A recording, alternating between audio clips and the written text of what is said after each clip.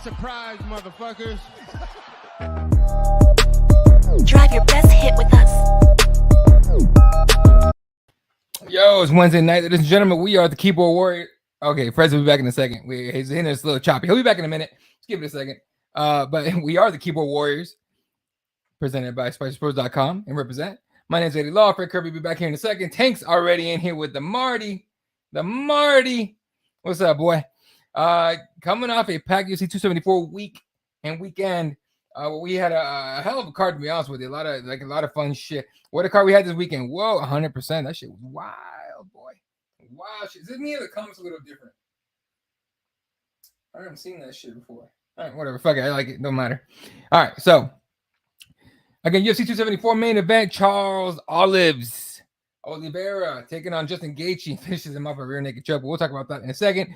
The whole week, and people were asking me to do like a recap of what, because I covered it, and people were asking me to do like a recap of how it went. So very, very quickly, UFC fight weeks are usually like this: Wednesday's media day for pay-per-views, Wednesday's media day, Thursday's the press conference, Friday's weigh-ins and ceremonials, and Saturday's fight night.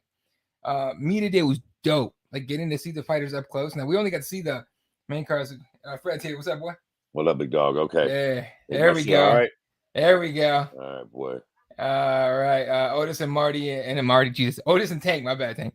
Otis and Tank in the comment section already, but I was talking about like people were asking me to like kind of sum up fight night and all that, or fight week, and just very quickly, again, media day was dope. We got to see only the main card guys and stuff, but like when you will step out of the media room, like Daniel Cormier is there, Aljamain Sterling was there, like a bunch of fucking people were there. It was pretty cool. Thursday night, the presser was wild because people were lining up for about 2 hours before the presser started, and it's not cool here. It's like it was like 105 that day, like in downtown Phoenix, where it's like all concrete and like brick. It's hot as shit. So, people were crazy. Got in there, fighters come out, they answer like a handful of questions, they fuck off. Weigh-ins is where it got interesting. So I'll say this, and I've said it a million times. So it's not like it's not like it's not out there. And I tweeted it out. And for some reason, it didn't get picked up, which whatever. All the other ones got picked up. So you heard of this whole Scalegate shit, right? With the weigh-ins. Yeah. So I when it comes to fight week stuff and work stuff, I like to be early. To me, early's on time. I showed up an hour before media check-in, and media check-in was an hour before weigh-ins would start, the real ones. So I'm standing in the hotel lobby. UFC personnel going everywhere, blue shirts everywhere, right? Fucking blues. These guys are coming out of the place where they're gonna have the weigh-ins. They had just set up shit. They're going upstairs to check on something, whatever. One dude comes out and he's on the phone. He's pissed the fuck off. And he says, right as he's walking by me, he goes, some motherfucker, like something like to this, like, because now that my brain's all scrambled from being tired, but like he basically the essence was this: is like some motherfucker recalibrated the fighter scale and he put a number is this much off. Oh. And I forgot the number. It was like 200 something or something. It was 200 something. And he's going upstairs. I tried to fucking ask him what the fuck was going on. I'm a reporter. I hear something. I gotta at least ask for comment. And he didn't hear me or pretend like he didn't hear me. Just kept going. I'm like, oh, well, fuck. So I'm standing there, and I texted one of my editors. I texted him and I go, hey, bro, I just heard this thing. So if weights get a little funky, just keep that in mind. Boy, did they get funky. Like, they got weird, man. Like, fucking Oliveira missing weight, losing basically losing the belt on the scale was crazy. And as soon as that happened, I texted my editor again. I was like, bro, what did I say? This is crazy, right? And so I had tweeted that out. I had tweeted that out as soon as he missed weight. And then all these fighters are coming out going like, yeah, the scale was fucking weird. Some asshole fucked with it. They reset it, whatever. The fighter scale, not the real scale. So the fighter scale, as far as I know, was definitely fucking off. And it was just funny as shit to me that I fucking heard this dude say it first. I mean, even though I'm a small account, got 1,600 followers, you know what I mean? Like, it's not gonna get much traction. And so that happened. Then I come fight night. Fight night was dope as fuck, dude. Being in the media room for the most, like, I was in the media room for almost all of it. But getting to talk to these fighters afterwards was cool. Met Patty Pimblett and Molly McCann. Patty Pimblett said Stephen Bonner could eat shit. He said, eat shit, Stephen Bonner. And it was because Stephen Bonner wouldn't take a picture with him years ago. So I like the petty and the salty on Patty's side was fucking perfect. And then met a guy named Caleb Walsh. He's a boxer. He's gonna be boxing on UFC Fight Pass here pretty soon. I'm making his debut on Fight Pass anyway. And then Kamaru Usman came in. That was interesting. And then obviously Dana White. We're all sitting there going like, "Holy shit, it's Dana White!" Like, for some reason, like, meeting him for the first time was just like, "Whoa, what the fuck?" And I got to talk to him for literally like a few seconds outside the media room after he left. So that was pretty cool. Other than that, dude, it was like the whole week was fucking dope, man. Very fortunate to be able to have like covered a pay-per-view of this magnitude. So yeah. So let's talk about the card itself. You got to watch the whole thing, right? Yeah, I did. I'm still choppy. I'm about to break my computer. I think. You want to try it again? Yeah, I keep thinking it's going to come back. It might be fucking back for me here. Let's ride. If I disappear, I'll be back fucking soon. Gotcha. All right. Yeah. All right. This was this weekend. All right. So UFC is UFC 274. Very quickly, the early prelims were cool. Andre Fiallo knocking the fuck out of Cameron Van Camp was crazy, and he already has a spot saved on UFC 275 in Singapore, and here in a couple of weeks or in a month. So that was pretty dope. What other fight? Tracy Cortez is just Tracy Cortez because I like Tracy, so it's cool. And the prelims, Brandon Royval first round submission to Matt Schnell. That was sad because Matt Schnell went in there. They played the song. His walkout song was a song that he walked out to with his mom that he danced to with his mom at his wedding. So that was heartbreaking on two fucking and two levels. So that was sad, but is what it is. Then Jesus Christ. Then on the main card, first fight of the night. So Don Cerrone fell out against Joe Lozon. The shitty part about that, Melissa Gatto gave away that fight trying to be Hoist Gracie from '93. Yeah, that's not. You're not wrong. But fuck. Oh, Don Cowboy Cerrone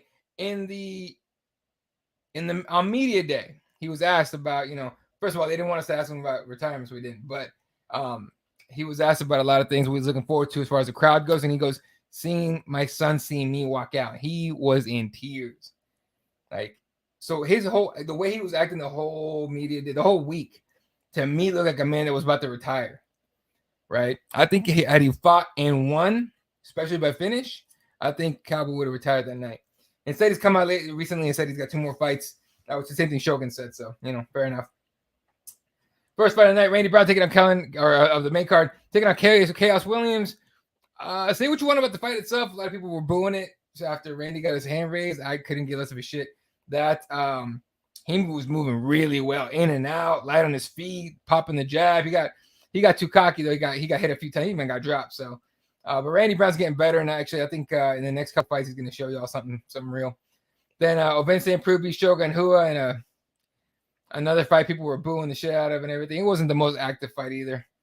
Then Michael Chandler. Here we go. You back? Man, I don't know. I don't know what the fuck is up with this motherfucking internet connection. Anyways, let's get to it. Yeah.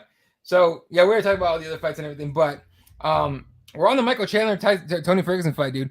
When they walked out, I expected Tony Ferguson to get the pop that he got. Michael Chandler got quite a bit of a pop too after getting booed at the presser and at weigh-ins, the ceremonial weigh-ins. So that was pretty cool. But that front kick, that first round, man, Tony dropping Michael Chandler. I thought it was gonna be over there, and then he started moving laterally, right, away from Michael Chandler the whole time. And Chandler, he told us he didn't train that shit for shit in the post fight. He was like, I didn't train that. I don't like training that. I don't like my feet to hurt. Threw it, landed it perfectly, and probably gave us the greatest front kick knockout ever. And listen, I want to make sure that we fucking put this out there. Tony looked really good in that first round. Let's look good. Like, I feel like it's going to be real easy to lose sight of that. Like, right. They already did. People already did. He's been on a bad losing streak. He lost this fight in a horrible way. So before we get around to talking about the meme and the kick heard round world, let's fucking throw it out there that Tony actually looked surprisingly good in that first round. Yep. He won that first round. Not quite a 10-8, but he won it confidently. Like, ain't nobody arguing that Tony looked good and won that first round. And quite frankly, he was winning the fight right up until he fucking wasn't. And he was completely fucking unconscious. Now, as far as the fucking kick goes, look, there's a couple ways you can look at it. A, that fucking kick was knocking everybody out. Like, it landing the way it landed with the fucking velocity it landed at, it is what it is. The only thing you can do is hope that strike doesn't land. Right. That's one of those ones that you just can't let it land. And not only did it land, but it landed right on the fucking sweet spot. At that point, you almost, I don't know, you can blame Tony for getting hit with it, but you can't blame, oh, maybe his chin's done. Bro, that was just one of them ones that if it lands, it's knocking, whoever your fucking favorite is, bud. Connor's taking a nap. Habib's taking a nap. Islam, like, if that fucking front kick hits you in the fucking chin like that, bro, you're going to sleep, period. Now, Tony letting it hit him so clean, we can blame him with that. But look, he looked really good in the fight up until he ate that shot. But to be fair, when you're fighting Michael Chandler, that's sort of the worry, right?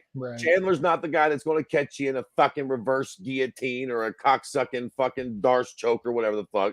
Yeah. He's the cocksucker. Now, he's not necessarily known for these front kicks, but he is the cocksucker that's known for catching you with one big glorious strike and knocking you the fuck out, or shaking you up real bad and finishing you off. Like, he's known for them heavy fucking strikes. So, this is something that Tony was going to, knew he was going to have to avoid to win this fight. And quite frankly, fucking sad fact is he didn't do a good enough job avoiding that big one. Like, one of the big ones got through and it just fucking slept him. And with Michael Chandler, that's the price you pay. Like, this is exactly what you don't want to happen, him to land one of those bombs, like, period. Yeah, and I saw Otis said that Chandler may have won the front. Tony had a great first round. Chandler's wrestling may have won in the first round, though. I know the scorecards had it 10-9 for Tony in that first round. So he had the first round won, at least on the official scorecards, right? But yeah, man, it's hard to land that, hard to beat the power guy. Another question: when Chandler got dropped, Chandler came out swinging like he was looking for someone's head. Like, nutty. Yeah. He but this is the point. Like, the reason he lost that first round is sort of why he won the whole fight. He fucking goes balls to the wall. When that don't land and you're able to pick him off, you can totally counter him and crack him. He's off balance a lot with the fucking heaviness he throws. But the fucking catch-22 with that is, if he fucking lands on you, it fucking hurts. It does serious fucking damage.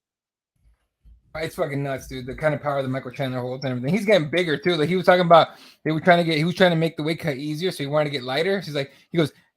He said, I tried to lose muscle. It didn't fucking work. Like, god damn, dude, what the fuck? So yeah. Chandler needs to pick a call out focus. Like, listed off 3 or 4 possible fights is in a call out focus more, bro. I think in the call outs, because he called out the winner of Gaethje Oliveira, which is now Oliveira. And then I know he called out Nate recently because I saw Nate's tweet about July 30th or whatever.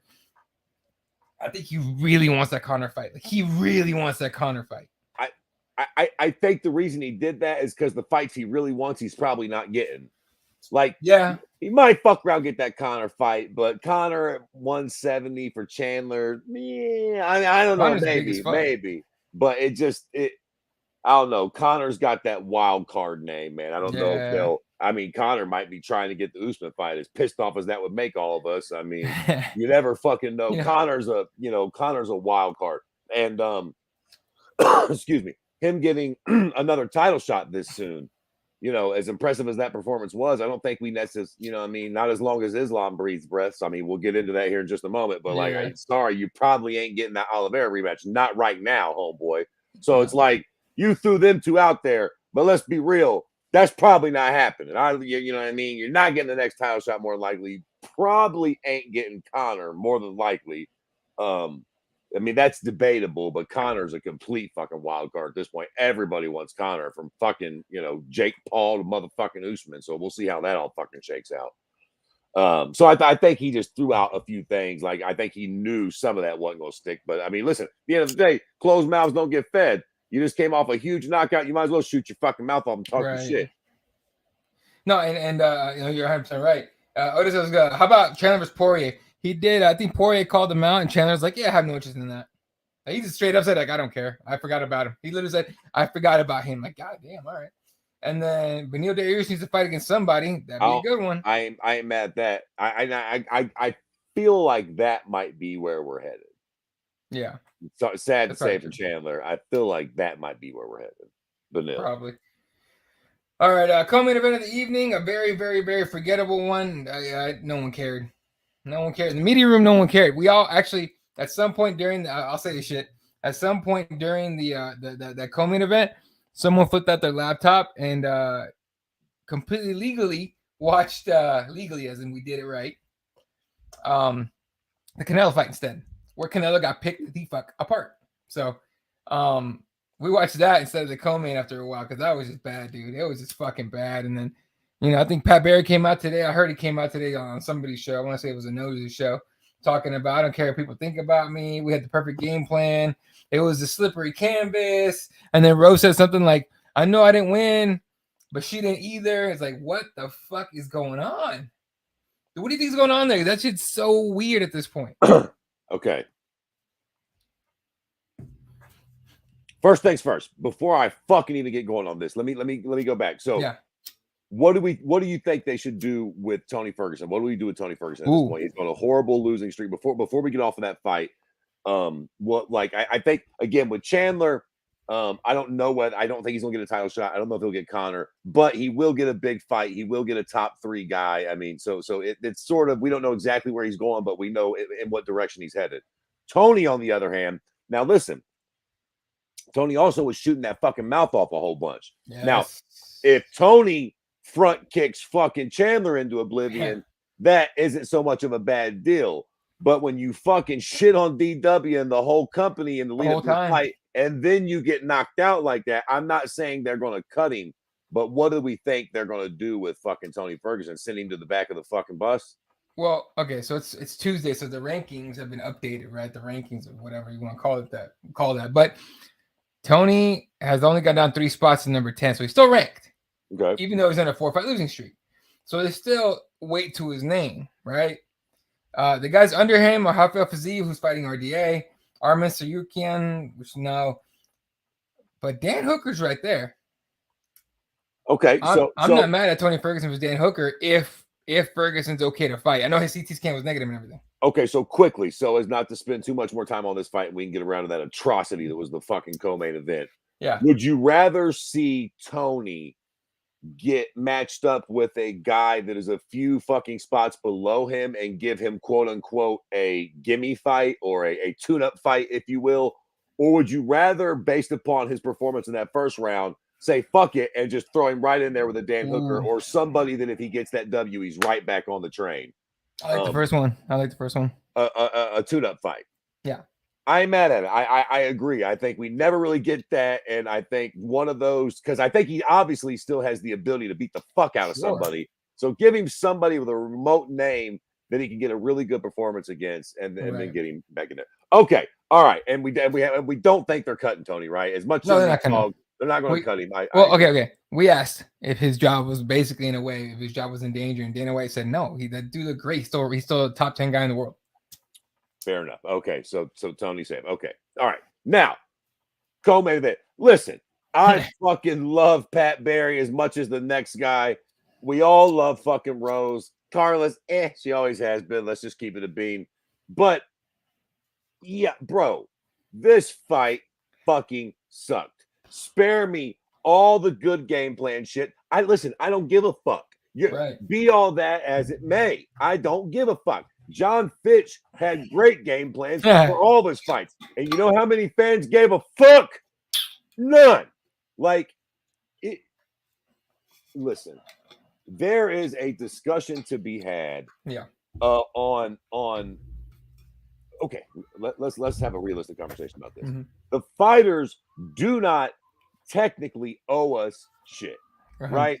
They are fighting. I'm not going to go too fucking crazy for their lives, but they are fighting for their livelihood at the very least. Being realistic, if somebody is worried about somebody's grappling or wrestling, and they think the best fucking idea for them is to fight very conservatively, stay behind their jab, not throw a lot of kicks, not throw much caution to the wind because they're, you know what I mean? Like, Yeah, okay, yeah. realistically, look, you can do that. You can employ that strategy, but you are not exempt to the fucking repercussions that come with that, such as all of us hating the fight, giving you shit for it, Right. and bitching about the people telling you that was a good idea. I cannot sit here on my couch and be like, man, you should have risked it, Jack. I'm gonna say that because that is how the fuck I feel.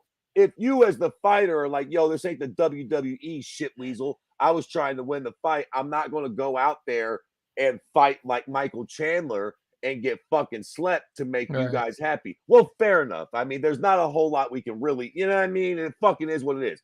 But that is not going to get you very far. If you want to continue to be a star in this sport and to sell pay-per-views and people to give a fuck about your fight, and look, hey, look, at the end of the day, this ain't my career, it's yours. I mean, you could say I don't care about that, but I beg to differ. At the end of the day, that's what puts fucking food in your belly. Like that, the reason everybody wants to be Connor ain't because he's fucking Irish. That Right. little birdie's always sporting around when he's working out. It's because of all the fucking money he makes, because of all the fucking pay-per-views he sells. So you can fight like this, but don't fight like this and then come on the fucking nose and show and be like, well, we had a good game plan, Jack. And I seen Rose like, if I fight defensively, I don't have to put my body on the line. You know what? You're absolutely right. You don't have to do that. And fair enough. But we also don't have to give a fuck about your next fight. And at that point, we can be in the spot where you, as the fighter, can go, good, I don't give a fuck. Don't care about the next fight. And that's not a great strategy to have with the people who indirectly pay your fucking bills. So you're 100% right. But okay. In the post fight, Rose comes in after the event's over, right? Rose comes in, sits down, and obviously the first question is like, what'd you think or whatever? And she goes, I think I won that fight. Boy, when I tell you the faces everyone's jaw dropped when she said that shit. Everybody. Everybody was there, right? And everyone's like, huh? I'm in the third row going, what is she talking about? What do you mean? You think what and she's trying to give the reasons why, and no one's buying it, and everyone's kind of confused with what the fuck is going on right there. And she keeps saying, I don't want to be salty. I don't want to be salty. Bro, you sound like you're a pound of salt right here, girl. Like, what the fuck? So you're right. And Otis makes a good point. Rose can only blame herself for that loss. You can't fight like that and complain about judges. Bro, real talk. Anybody that's watching this show right now, you or anybody, can anybody think of a worse fight than that? Like, have you seen a more boring, slow fight with less strikes thrown, less risk taken? The only fight that I can think of that comes to my fucking head is the one that you all know. We all know, Derek Lewis and fucking Francis Ngannou. That's the only fight I can think of that has actually been this bad. And bro, at least when John Fitch did it, he fucking wall installed and laid and prayed you. He forced you to be into a lame ass grappling exchange. These fucking broads didn't even do that. Nothing. They literally danced around for 25 fucking minutes, barely. You can't be engaging in a striking battle and not fucking throwing strikes at one another. We couldn't even call it a sparring session. Couldn't even call it that. It was one of the damnedest things I've ever seen. And again, I mean, look, Rose is a fucking legend in the sport. Quite frankly, her previous performances have garnered her enough goodwill with me that I will still be eager to watch her fight again. I mean, you know, shit happens, but I can't speak for every fucking body. This is going to be a major turnoff for some people. Some people are going to look at this and be like, yo, that fight. And look, I ain't gonna motherfucking name no names, not that it would matter, but there was somebody in the fucking house the night that we watched it. And hand to God, listen, they don't know what the fuck they're talking about. And they were speaking a little out of turn as far as it fucking goes, but they were like, see, this is why I don't like watching females fight, because they tend to be boring. They tend to do this. And I wasn't going to yell at the young boy, or I wasn't going to motherfucking tell him that he was wrong or explain the error of his ways. I was stoned and didn't feel like getting into it. Quite frankly, he had a good fucking point about the fight we were watching currently. Yeah. But that's the shit I'm talking about. It's just not a good fucking vibe. That shit slowly fucking seeps around. Next thing you know, everybody's fucking skipping the whole fucking female fight for all this bullshit. We watch Canelo do shit. So yeah, all right. So before we move on, because honestly, does it really matter what we do next with these two? Like, it doesn't really matter. But here's a question that I have, because everybody is on social media since the fight going, get rid of Pat Barry. Now that's not gonna happen. They're engaged to get married and everything. Trevor Whitman's still a great fucking coach, but everyone is blaming Pat Barry. Everybody is blaming Pat Barry for the loss. I see why. Dude, I don't know if you saw the video of him today. I think he was on the Noses show, but with somebody's show. But he looked like he was fucking coked out of his mind. Now I'm saying he is. I'm not saying he is. Pat Barry is an eccentric guy already from the beginning. We've seen every video of him ever. He's super demonstrative, faces, scrunches his face. I was like, what the hell was that? All that. Right. Hell, he even came into the media room with Rose, and somebody asked. I think he was the one that asked, like, who here gave Carla 4 rounds to 1? And like, we're media. We're not gonna say. None of us said anything. We're just looking at him. He threw his hands up, like, right? Like, no, dude. Like, you didn't. No. Yeah. No. We want to tell him, like, you're wrong, bro. Like, are you guys that unaware of what happened out there? Like, or you know what I mean? Like, that was all, like, again, bro. All joking and hyperbole aside, that was a really bad fight. It was terrible. I mean, we collectively have seen a lot of fights, and the fact that we can't come up with 3 fights that were worse than that one. And I mean, bro, I've seen some boring fights, bro. I've sat through a lot of shitty fight nights. Yeah. A lot of Ultimate Fighter finales that didn't, like, bro, that was one of the worst fights, or at least as far as nothing really happening. Yeah. There being no sort of takedowns or ebb and flow, no blood, no real nothing happening. One of the worst fights I've ever seen in my fucking life, man. And I'm not like trying to be fucking, again, hyperbolic or fucking funny or nothing. I mean, it was just that uneventful of a fucking fight, man. From now on, anytime we talk about a boring fight, we're gonna be like, man, it's the most boring thing since Rose. Yeah. Derek Lewis and fucking Francis Ngannou are like, thank fucking God for these girls. They won't be talking about us being boring ever again. No shit. So, and then of course we just answered Otis' question: who's your loser of the weekend? How's it not Rose Namajunas for that garbage approach to her fight? The fight was so bad that I'm not gonna lie to you, we were trying to get Carla out of there as soon as we could in the media room. For real. Listen, I'm not letting Rose take this on her own. You're absolutely right. Rose is the loser of the weekend, right along with Carlos Esparza. Both of you hoes are on the fucking donkey of the day train. What the fuck? Like, both of y'all get that fucking award. We got to come up with like a donkey of the week award. But that's one thing Charlemagne did right. That shit was dope. Or is dope. Oh, is he still on the radio? Yeah. Oh yeah. Oh, America's Cup still on. Oh, okay. All right, let's go through a bunch of comments here before we get into the main event. What's up, Fang? Says I feel for Cowboy, man. That was fucked. They did rebook it for UFC Austin here in a week or two, so that's just still pretty dope. All right, Taco Santos for Jamal Hill for August 6th. Dangerous fight for both men. More for Santos and Hill because Hill's on a roll, so we'll see. RDA for Z for July 9th. That's fire. Yeah. I just don't like Mike Chandler. There you go. Anthony Smith versus Magomed Ankalaev, UFC 277, July 30th. Right, that's gonna be a fight. 276 and 277 are gonna be expensive. I'll say that much.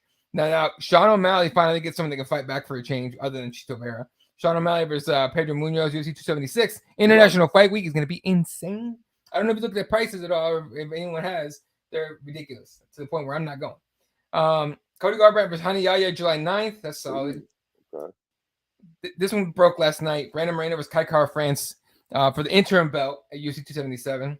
Figgy's hand is busted. Figgy's hands are busted, apparently. So there you go. Donald Cerrone, Joe Lozon, UFC Austin. Then goes Marty Usman. I was talking about, we got to interview him. Adrian Yanez versus Tony Kelly for June 18th. Adrian fighting anybody. That's going to be a banger. This one's interesting, a little weird. Luke Rockhold versus Paul Costa for UFC 277. I'm glad Little that's weird. happening, man. There's been Yeah. enough smoke that Luke's been talking about it. Like, Yeah. it seems like a fun fight. We'll see how it plays out, but it seems like a fun fight on paper. Is Paul Costa the best troll on the roster as far as social media goes? Well, listen, he's got he's cute. He's cute, but he's got some fucking serious competition. Pricks like disgusting Lewis Henry is still right there. running around. Right, Derek. I forgot about Henry. Let's got to. Yeah, we talked about that one. Are you a big softie? Oh yeah, appreciate that guy. As soon as I had kids, man. Ooh, hold on. I'm going through comments. 20 first for freedom. We talked about that one. Yeah, that front kick would have knocked out a horse. Fucking right. Facts. Here's a good one. Rockhold versus Costa. One of them is gonna miss weight. Watch them both miss weight and turn into a heavyweight bout. Fucking facts, though. One of those pricks is definitely going to miss weight for sure. Yeah. Ferguson versus Poirier or Nate Diaz. More Diaz than Poirier, but I prefer Nick. If Nick's gonna fight. Who else we got here? Oh yeah, knockout right before the fight. Their fight slows everything down 100%. Oh my god, 100%. Ooh, dude, Bronx is a Hall of Famer at this point, bro. Hall of Fame resume now. We're about to get into it, but I don't know that I'm necessarily against that. He's right. Charles Oliveira finishing off Justin Gaethje after losing the belt. First of all, he lost the belt on the scale, right? After the whole debacle with the scale, which I already give you guys the insider info on that shit. But dude, the way he came out, man, all right. So he missed the weight and all that, and for some reason the betting line moved, and it became like a pick'em, which I didn't understand even then, because he came in, he looked healthy on the scale, even the second time he came in. I was like, damn, he looked good, whatever. And he still missed by a half pound. So he could have killed himself and made it, but whatever. Come ceremonials, he went from being nice and everything, because he, for example, right before the fight started, he went and hugged Justin and dapped everybody up on their corner. He does that for every fight, I think almost every fight. Anyway, but for ceremonials, he comes out defiant as fuck. He was saying, so immediately on Wednesday before the whole weigh-in thing, he started saying the champion has a name and his name's Charles Oliveira. Or he was saying Charles do Bronx, but his translator was like Charles Oliveira. Well, that became a mantra of defiance at ceremonial weigh-ins. He was being booed out of they were trying to boot him out of the building, but he was getting booed like crazy. And he just kept saying that shit. The champ has a name and his name, Charles do Bronx. Like, whoo, all right. When I saw that, I was like, this fucker's gonna win the fight. He's gonna go in there, he's gonna fuck Justin up. Because it's no longer about winning the belt. It's about shutting everybody up and proving that he's still the champion. And goddamn it, he's still the goddamn champion. You can strip him if you want to. That's the champion. Fuck all that, right? So, great fight. Justin did hurt him a little. Okay, I take it back. I meant to say I'm not convinced Justin hurt him. I'm convinced that Oliveira pulled a Nate Diaz in the second fight against Conor McGregor, where he got knocked down to try and get Justin Gaethje to jump into his guard. And it didn't work until Charles Oliveira went to go get. He said, "Oh, you're gonna come into my guard? I'm gonna come get you," and he did, and he finished him. So, what is your takeaway from not only the weighing thing, but the fight itself as well? Okay, well, starting at the weigh-in thing, to your point before, without my cocksucking internet fucking up on me here, we don't know exactly what he might have not fucking missed weight. Who knows? Cocksucking scale might have been uncalibrated. You literally heard somebody that worked for the UFC flat make that statement. So, ironically enough, we literally got an insider here to have a little bit of inside knowledge for that, to say that there's a real good fucking chance that scale was wrong and that he didn't lose. Like, look, to your point, with that performance, he's your fucking lightweight champion. He is the absolute best lightweight on planet Earth. There's no doubt. And that belt, no belt, any belt, it don't fucking matter. That's the bottom fucking line. But that being said, it seems like he might have a case to make that he did not fucking miss weight, and that cocksucking scale was fucking, uncalibrated or whatever. So there's that. Like, I don't put a whole lot of stock into that. I'm not even necessarily fucking sold that he did miss weight. And even if he did, we're talking about a half a pound here. Something that literally would have been flat permissible if this wasn't a championship fight. So Nah, I don't hold that against him in really any way, shape, or form. As far as the performance goes, man, like what like not to ride his dick too fucking much here, but boy, Jesus fucking Christ, he literally could not really be more impressive. The guy's gotten Insane. hurt in all these fights. He takes a licking and keeps on ticking. He's not only winning the fights, but he's fucking finishing them more impressively than anybody else. I mean, look, man, I have been a Connor fan for a long time. And on this show and countless other shows and on social media, everybody's always giving Connor fans shit because, yes, he's won a lot of titles, but he ain't never defended Nam one of them. Well, Mhm. goddamn it, I'm telling y'all right now, y'all got to fucking put some serious respect on Charles Big Oliveira's time. name and really take a little bit of smoke away from Habib's star. I hate 100%. to always sort of bring this back to Habib, but we got to really sort of rethink this idea that Habib's the GOAT at lightweight. I don't fucking know about that. I'm sorry. All respect to his mother and whatever promise he made her or whatever, but he left the game a little early. And I think we can honestly start saying that now. Look, a couple fights ago, it was sort of like, oh, yeah, but slow your roll, bro. Habib would still smoke fucking Charles Oliveira. And listen, maybe he still would.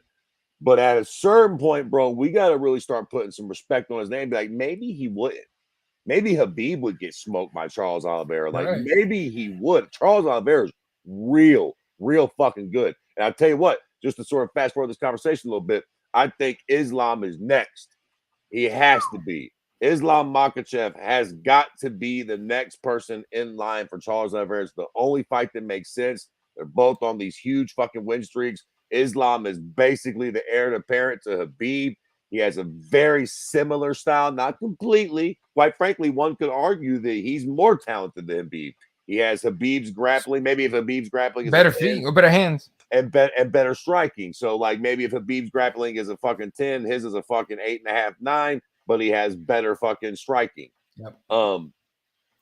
If Charles Oliveira is able to do what he has done to his last 4, 5, 6 opponents, if he's able to do that to Islam, yes, Islam gets a takedown. Yes, Islam hurts him or whatever, but he eventually finishes Islam in the first or second round. At what point do we fucking got to start really calling for Habib to come back and do something about this? Like, bro, this guy is literally starting Mhm. to take your spot. You call for him after he beats Islam. So I think so. Habib has said that if Islam and Conor ever fight and Conor beats Islam, that Habib will come back, right? He said that shit. Yeah. I think on Saturday night after he finished Justin Gaethje, that turned into if Conor or Charles Oliveira beats Islam, I'll come back and fight because you're 100% right. Islam is Habib Jr. with better striking in a way.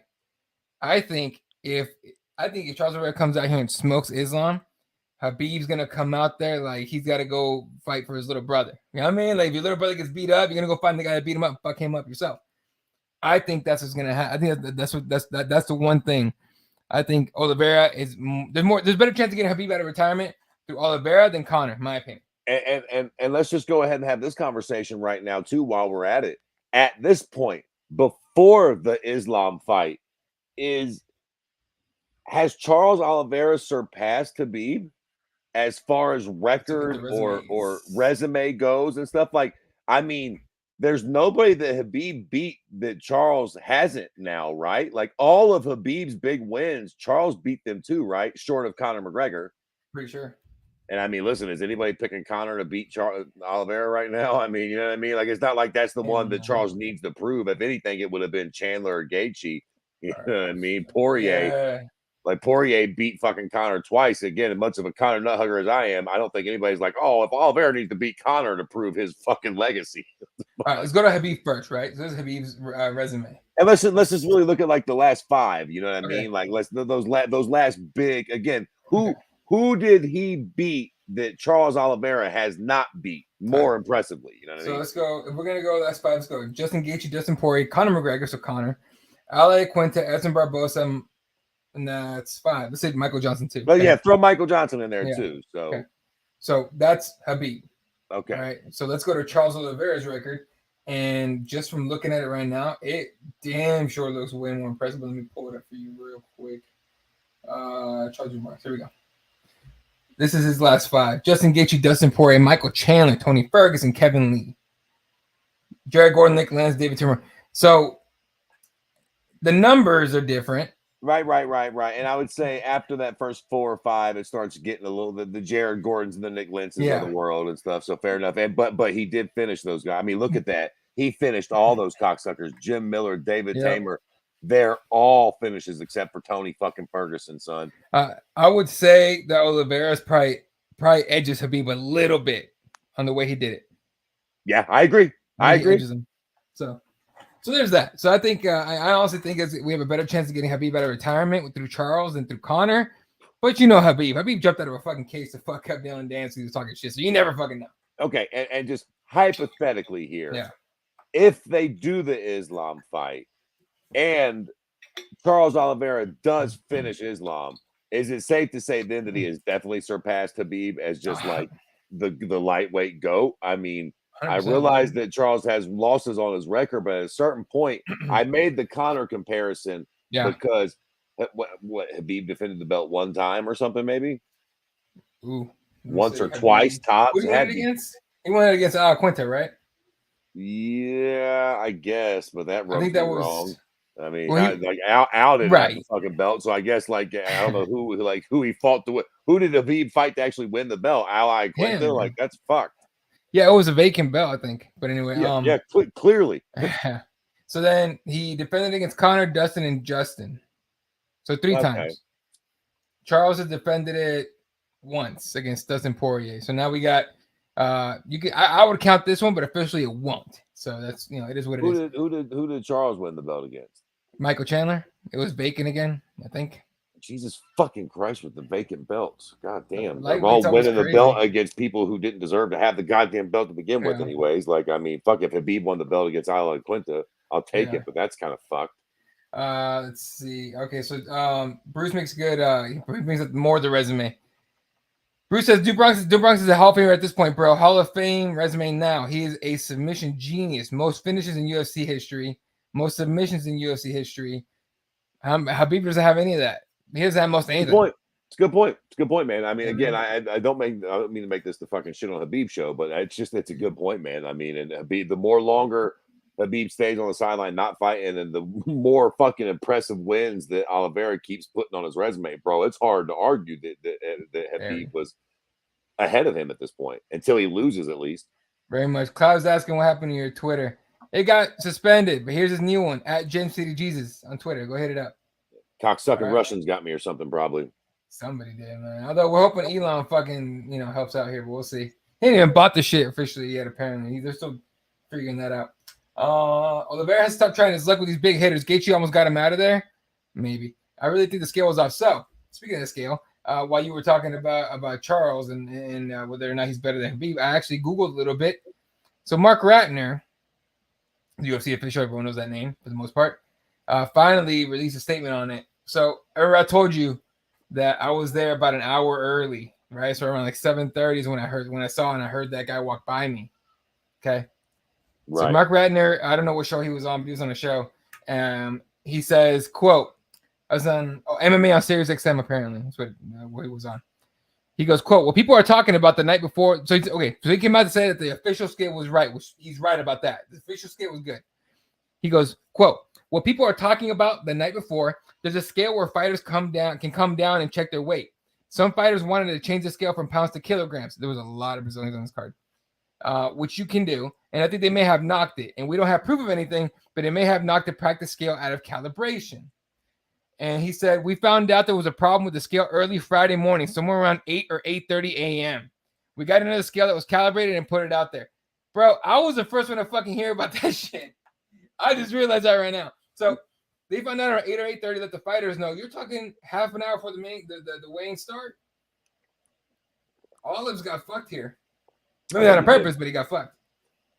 Listen, do we got big facts, big cap this week? Because I gotta go in like 7-8 minutes, like we don't. I didn't come up with anything. So okay. I just want to make sure, because if not, I wanted to get to that before I gotta fucking pull the plug and disappear on y'all. All right. Well, let's wrap it up right with a nice little bow. What is your biggest takeaway from 274?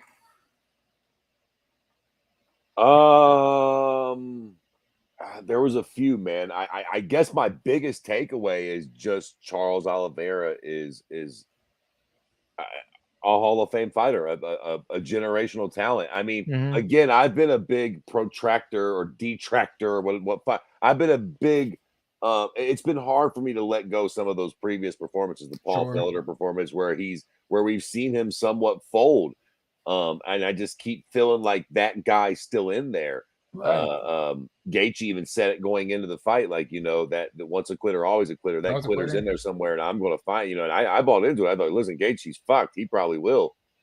But Dubrox just keeps proving us wrong, man. And at a certain point, you got to just sort of give in and be like, wow, okay, like this guy's really, really fucking good. And look, at the end of the day, even when he folded, in Yeah. hindsight, you got to give him this too, man. Fucking exciting. Fucking exciting, man. I mean, can you think of a boring Charles Oliveira fight? Win, lose, or draw?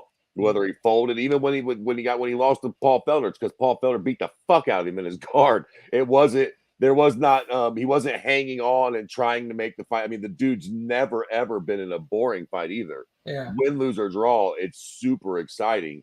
And to have this success with that fucking style, fucking impressive shit, man. My biggest takeaway would have just been, wow, Charles Oliveira is even better than I think most of us would have even given him credit for. 100%. My takeaway besides that one, honestly, is this game is still growing, dude. It's still a really young game. It's still trying. The fact that the practice fucking skill can be fucked with is wild. Dana said that he's gonna have to get a security guard to be up there, and I totally get it. So, god damn it, Jeremiah, always showing up when we're about to fucking sign off, bro. Jesus Christ. Anyway, but all right. So there's that. So very quickly, we'll look at this week. And again, I had a fucking baller. And first of all, I'll cover a fight night and talk about it like it was the greatest fucking week of my life because this is literally what I love to do. Is my passion. So that, but 274 being as good as it was and as fucking drama filled as it was, fucking dopest week ever covering a card ever. All right, very quickly this week at UFC Vegas 54. There's also Bellator, I think on Friday. But the fact that I have to say I think on Friday says everything you need to know. Main event: Jan Blachowicz against Alexander Rakic, who with a win could possibly, have the grounds to call it a fucking for a title shot against whoever's the champion at that point. Ryan Spann against Ian Cutelaba. Cutelaba's that guy that spray paints himself as the Hulk green. Yep. Ryan Spann's nickname Superman. Superman against Hulk. There you go. Louis Smoke against Davey Grant. Smoke could try to sell today by saying that he did something like at KCI Press on Instagram. You can see the video, but he said something to the effect of, if you enjoyed last weekend's main event between Charles Oliveira and Justin Gaethje, tune into this one for free. So there you go. Amanda, he was on this card at 125 against the number one contender for 125, so that's different. And yeah, that's kind of all we have to look forward to on this card. Nick Maximov's on the card as well, but overall, look, man, just bring your friends over, have a party, and just have the fights on. If you watch them, great. If you don't, you don't. Otis says Amanda Hebas is back. Is right. Yep. Hulk. Oh, that dude with the weird nipples. It's weird that you remember that. Yeah. All right, boys. So that's this weekend. I appreciate the fuck out of you guys. I got a lot of tweets from you guys, support and all that during the week. I appreciate the fuck out of it. Again, like I said, this is my passion, man. That's what I love to do. May have something in the works to be able to do this shit even more, but we'll see. But on that note, appreciate the fuck out of you guys. Make sure we can get Fred out of here on time. Fucking Christ, there we go. KeyboardWarsMA.com for the landing page, at KeyboardMA for the show, at JamCityJesus for Fred. Of course, Cloud was asking. At Elot32 for myself. Sweatsports.com are the sponsors. Appreciate the fucking all you guys. Shout out to everyone that tuned in. Otis, Tank was here early. Fang was here. Fucking Jeremiah showed up 5 minutes from, not even 5 minutes, like a minute before we fucking had to leave. Of course, Bruce, appreciate your Cloud. Everyone that tuned in, love the fuck out of you guys. Catch you guys next week on another episode of the Keyboard Warriors. For myself, Mr. Red Curve, the entire team. Good night. Good night, Wilshire.